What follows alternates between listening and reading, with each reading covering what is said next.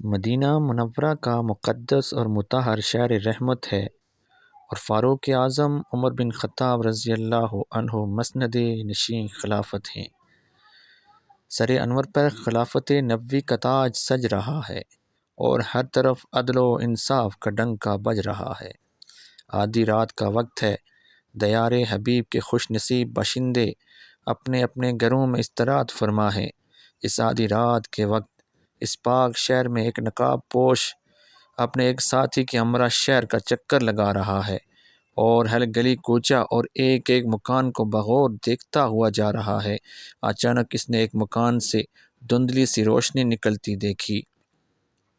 نقاب پوش وہاں رک گیا اور ساتھی سے مخاطب ہو کر کہنے لگا، نقاب پوش، تم نے دیکھا اس مکان سے روشنی آشکار ہے اور میرے خیال میں صاحب خانہ بھی بیدار ہیں۔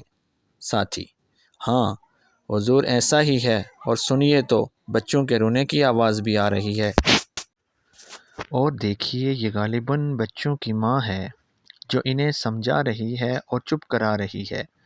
نقاب پوش: خاموش رہ کر سن اور غور کر قصہ کیا ہے۔ چنانچہ وہ نقاب پوش اور ساتھی ہمہ تن گوش ہو کر مکان کی آواز سننے لگے اور انہوں نے سنا کہ مکان کے اندر بچوں اور ان کی ماں میں یہ گفتگو ہو رہی ہے۔ ایک بچہ: امی جان کتنا وقت گزر گیا ہے، آدھی رات ہونے کو آئی اور ابھی تک نہ ہنڈیا پکی نہ ہم نے کچھ کھایا۔ دوسرا بچہ: تیرا بچہ بھوک سے مر رہا ہے، خدا را کچھ کھانے کو دو، امی جان کچھ کھانے کو دو۔ تیسرا بچہ: اللہ رحم فرما اور ہماری اس ہنڈیا کو خوب پکا تاکہ ہم کچھ کھا سکیں اور اپنی جان بچا سکیں۔ ماں: میرے بچوں گھبراؤ نہیں، صبر کرو اور خدا پر بھروسہ رکھو، یہ دیکھو تمہارے سامنے ہی ہنڈیا چڑھا رکھی ہے، خدا کو منظور ہوا تو ابھی اس صبر کا پھل پاؤ گے اور سب مل کر کھانا کھاؤ گے۔ نقاب پوش یہ سن کر مکان کے اندر پہنچ گیا۔ بچے اور ان کی ماں ایک اجنبی نقاب پوش اور اس کے ساتھی کو دیکھ کر گھبرا گئی اور وہ عورت بولی، تم کون ہو اور میرے مکان کے اندر کیوں آئے ہو؟ نقاب پوش: بہن، میں اس وقت اپنے ایک مقصد عزیز کی خاطر تمہارے مکان کے پاس سے گزر رہا تھا کہ میں نے تمہاری اور تمہارے بچوں کی دردناک گفتگو سنی۔ میرا دل تمہاری اس گفتگو سے تڑپ کر رہ گیا۔ معاف کرنا، میں اس اصل قصہ کو معلوم کرنے کے لیے اندر آ گیا ہوں۔ عورت: بھائی تم اپنی راہ لو، نہ جان نہ پہچان، مجھ بد نصیب کا قصہ سن کر کیا کر لو گے؟ اگر سن لو گے تو میرا کیا فائدہ اور نہ سنو گے تو تمہارا کیا نقصان؟ نقاب پوش: بہن تم مجھے اپنا دشمن نہ سمجھو اور نہ میرا پہنچنا بیکار ہو، تم اب اپنا قصہ سناؤ اور مجھے اپنا ہمدرد یقین کرو۔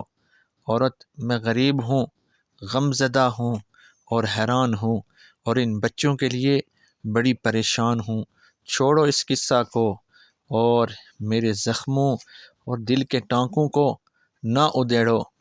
نقاب پوش: بہن میری التجا پر تمہیں کان دھرنا ہی ہوگا اور اصل واقعہ ظاہر کرنا ہی ہوگا، اور اچھا تو سنو، مجھے امیر المؤمنین عمر سے شکایت ہے، وہ میرا امیر ہے، خدا نے اسے ہماری حفاظت اور خدمت کے لیے مسند خلافت پر بٹھایا ہے، مگر اس نے مجھ غریب بیوہ عورت کی خبر نہ رکھی۔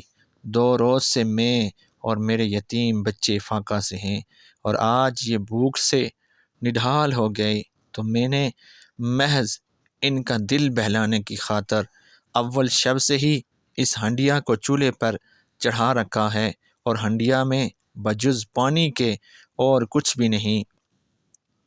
ان کو یوں ہی تسلیاں دیتے دیتے صبح ہو جائے گی، اور صبح پھر جو خدا کو منظور ہوا وہ ہوگا۔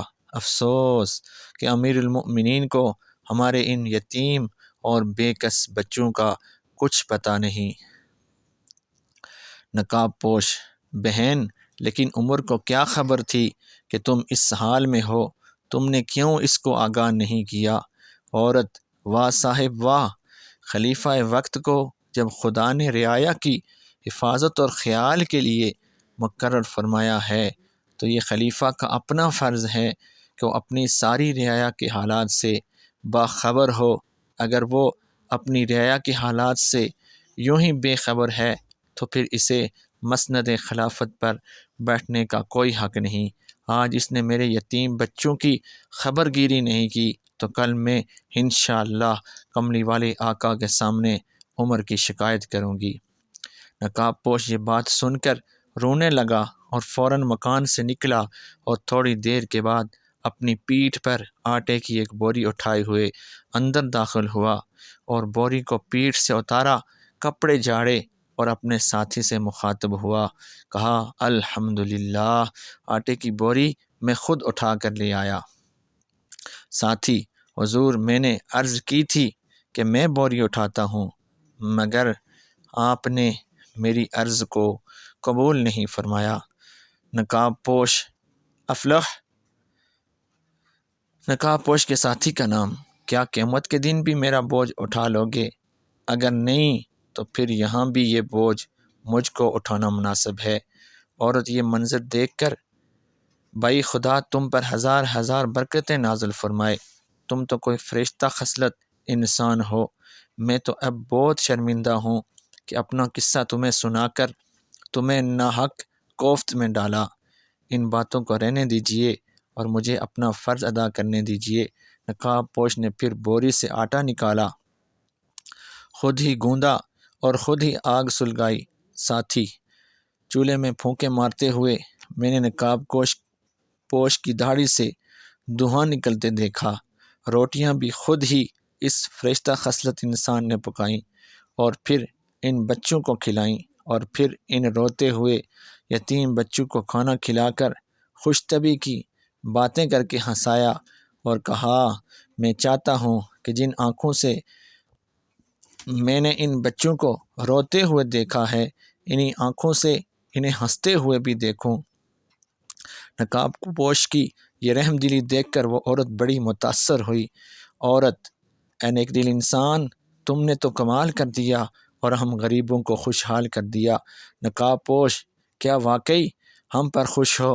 بہن، خدا گواہ ہے کہ میں تم پر بڑی خوش ہوں۔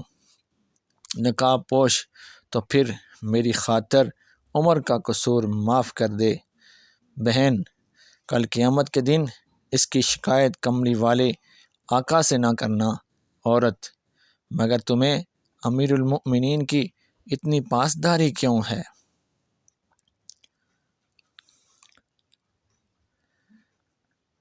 کہا تم پہلے اسے معاف کر دو، میں اس کی وجہ بتاؤں گا، اور اچھا تو میں نے اسے تمہاری خاطر معاف کر دیا، مگر یہ دعا ضرور کروں گی کہ خدا اس کو مسند خلافت سے ہٹائے اور تمہیں اس پر بٹھائے۔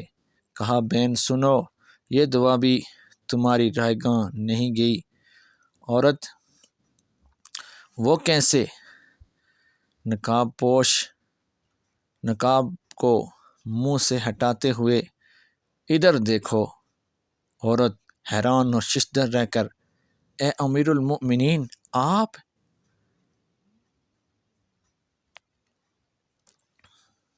حضرت فاروق اعظم رضی اللہ تعالیٰ عنہ کی خلافت اللہ کی ایک رحمت تھی جس سے سب نے فائدہ اٹھایا، اور حضرت عمر رضی اللہ تعالیٰ عنہ اللہ کے سچے اور پیارے خلیفہ تھے۔